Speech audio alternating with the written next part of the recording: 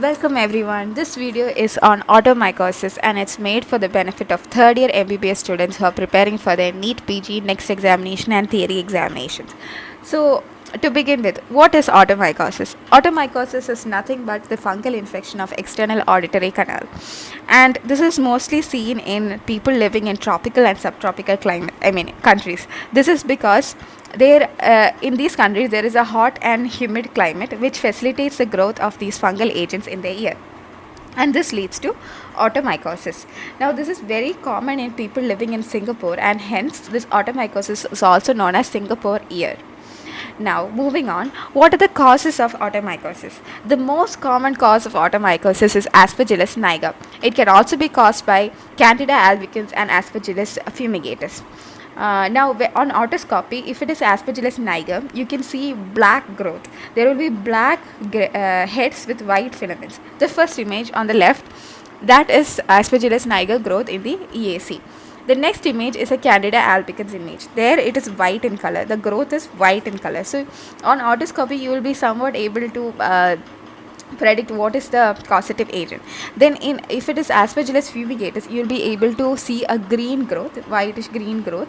I don't have an image of that. Now, moving on, what are the clinical features? The clinical features of automycosis include intense itching. It will be accompanied by pain, watery discharge, musty odor, and there will be ear blockage. And on otoscopy, you will be able to see a wet filter paper appearance of the EAC. Okay, because of that discharge and the growth and all those things. So, what are the clinical features? Intense itching, pain, watery discharge, musty odor, ear blockage, wet filter paper appearance. Next is the treatment. So when the patient first comes to you, what you have to do is that you have to clean the ear. That is known as ear toilet, and this can be done by syringing, suction, or mopping. Then you can also give the patient antifungal agents. Now, these antifungal agents include nystatin, clotrimazole, povidone, iodine. These are broad spectrum antifungal agents that can be given to the patient. Then you have to also give the patient some keratolytic agents. This is because even after cleaning the ear, there might be some fungal growth that is remaining in the superficial epidermis. So if you give keratolytic agents like salicylic acid, this also can be removed.